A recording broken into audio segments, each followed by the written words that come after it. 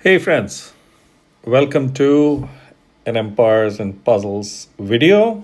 Something that we expect and celebrate every quarter, that is 3 months, is about to arrive on the 28th, if I remember well, of this month. Let's find out what is it. There you go. It's the Soul Exchange.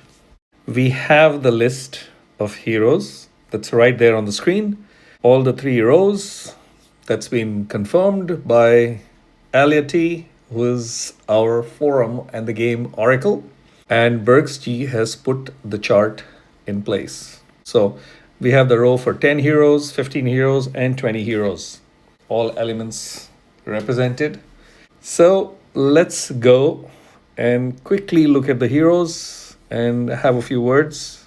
Obviously, the actual detailed discussion I'll have on the day of the Soul Exchange because this could change. But this gives a fair idea of 80 to 90% of the heroes that's going to be there. So I'm going to go by element. Mortimer. Now he's, I think, part of the Beach family.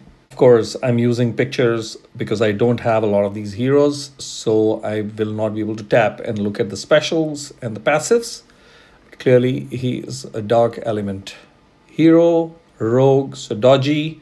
Okay, let me say the disclaimer first. All the heroes that are going to come, they're going to be at least, I think, at least a year or even more older. And hence, their stats are going to be really dated and low. So, very clearly, players who, or whatever be your choice, you'll have to give your LB2s and plus 25 emblems, which includes the master emblems. That's going to help you spruce up the hero and be able to use the hero properly. Okay, so let's get down to the special, which is average speed tidal waves. Deals 480% damage to the target and minor damage to the nearby enemies. So big impact 1 and 2 minor impacts. The target and nearby enemies get silenced. So he's a silencer. Cast and nearby allies resist new effects that block usage of special skills. So he puts in a buff against using of special skills against the cast and nearby allies. Useful fellow, irritating, but hasn't been seen around, but during the prime moment when he came into the game, was around a bit as a tank. So this is Xiong Shanjun. He is, I think, the Journey family, if I remember. And speed, fury. I was going to say furry. Fury of the Mountain Lord. Now, what does he do? Reduces max health of the target and nearby. Impact 3. Yeah, that's an irritating one. When he arrived, he was tanky, as the stats also show you. Then cast and nearby allies generate 800 boosted health over 4 turns. Okay. Target and nearby enemies get minus 24% mana gen, and allies get plus 24% mana gen. He used to be a tank, impact 3. Deadboot. Now that's a goblin. Very fast speed. Obviously, he has the passive that gives the accuracy ailment. His stats are a little better when you look at that. Though he's part of the earliest of the to arrive. Unhallowed spirits at very fast speed, lifts all dispellable status effect buffs from the target and randomly distributes them on allies, then deals 375% damage to the target, deals additional percent damage per transferred status effect buff up to 625, that's a heavy one, and gives Wither of 160 minus 160 defense. It is extremely useful for debuff and a hard hammer, and then Wither, unless you have these Wither cleansers, then he used to be really painful. And he's also extremely useful in terms of stacking up that minus 160 defense on Titans and Mythic Titans. So that's Deadboot. We move to the holy element, that's Queen Guowang. And I think the Queen is returning, if I remember well, part of the Journey family again, from the War of Three Kingdoms. Queen's Radiance at average speed, deals 330% damage to all enemies. Oh, yeah, before I read her card forward, some lovers must have missed picking her up because there were certain other options. So yeah, she's come back for y'all. Though there's no benefit in the stats, she'll require all your love, and not the love that you can spare, but total dedication of LB2s and plus 25. So all allies get 10% mana each time enemy uses their special skill during 4 turns. Caster gets Vengeance for 4 turns. If Vengeance is dispelled by the enemy's special skill, all enemies receive 525. Of course, through skill up, 525 actual HP is going to go up. Winnie, the slow speed bear family, Ursine Protection, very weird special name at slow speed, cleanses status ailments from all allies, boosts health of all allies by 900. That's really good. All allies resist max health reduction for 5 turns. That's a good one to have. All allies get plus 60% defense as long as the caster has boosted health. This is conditional. Slow speed, obviously, she is not so much to be seen. Her stats are still decent, I will say, when you look at it, because it's just 480, which means with your LB2s and 25, it's going to go up. So I would say good stats. Kushanku. Oh, this is terrible stats. Part of the ninja family has got 3 charges. Third one you will rarely land up at, but the important thing is impact 1 hero. So what does he do? He whacks a target. Caster goes into hiding for 2 turns in the first charge, 3 turns in the second charge, and 4 turns in the third charge. While hidden, can't receive status ailment and comes out of the hiding, deals 214 damage, which gets scaled up as you will add your LB2s and other enhancers. Target automatically casts mindless attack, so gives the ailment of mindless attack. Dated, and I will leave it at that. Let's go to the fire element. Neema. She's, I think, an old hero of the month, and quite a few defenses have her still, which is amazing. Both the passives are useful, especially the cannot be silenced passive. Stats really low. Fire Tigers at average speed, 220% damage to all enemies, and Fire Tiger Fiend. So she gives the Fiend, and of course the element link to all fire allies. Plus 10% additional special skill damage for 4 turns. Fiend is doing the same usual stuff, so I'm not getting into that detail.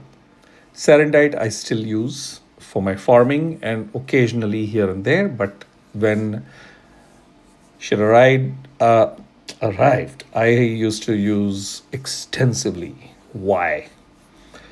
Because from the first mana charge deals 160% damage to all enemies. So mine is LB1 and I think 18 or 19 emblems.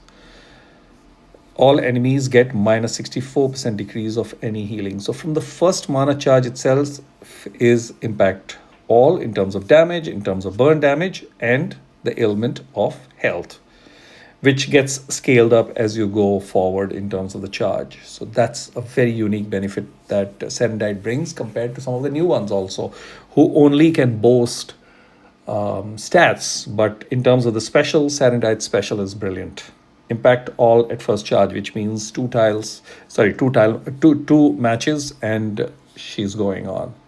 Black Kaiser, I see that his stuff, in terms of stats, is pretty, I would say, okay.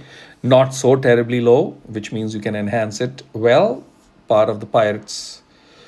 And Pirates Vengeance at average speed, 335% damage to all enemies, and then gives the Fiend. That's a very good attack. That's 90% attack Fiend.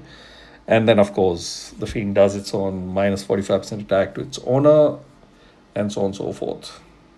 So he's still useful, I would say, but and still occasionally I bump into him on defense. Now, Kettle, dubious cuisine at slow speed, 3 random possibilities: exquisite food, rotten food, and catastrophic kitchen nightmare. So in the catastrophic kitchen failure, wax damage to all allies and all enemies both get a minor poke, but otherwise the benefit not being in control is something that is weird and not useful. Waterpipe. Now, how many? I think practically every player wanted Waterpipe at some time or the other. Very, very low stats, but Waterpipe is available over here. We know Waterpipe did get a buff for the minions, but they're still quite slimmy compared to today's times. So yeah, has gives minions to everybody, all allies, and they just take away -5% of your mana, and hence that's the irritation that Waterpipe. So we've had Waterpipe in flanks and wings, creating that irritation nonsense. That's Waterpipe. So the ones who've been dreaming about Waterpipe, this is your chance. Odette. Now this is one chick, part of the opera family, has those passives.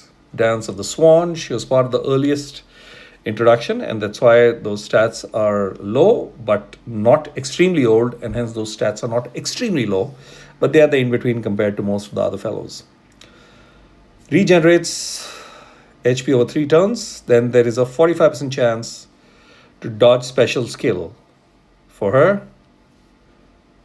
And Dance of the Swan to all allies but the caster. So the dance ensures 45% chance to dodge attacks and special skill. Then there's a 50% chance to deal 360% damage to a random enemy after any subsequent allied special skill is cast. And this is fun. This is where it would become absolutely painful. If you put a lot of impact 3 and impact 4, impact all damagers, it would be game over. So yeah, gives immunity to new status effects. So her dance ensures that she can override a lot of other stuff. So that really is also, so it acts as a cleanser also. So that's Odette. Heimdall costume. We move to the nature element, the last row. So this is the costume version, which will ensure that you get the costume bonus.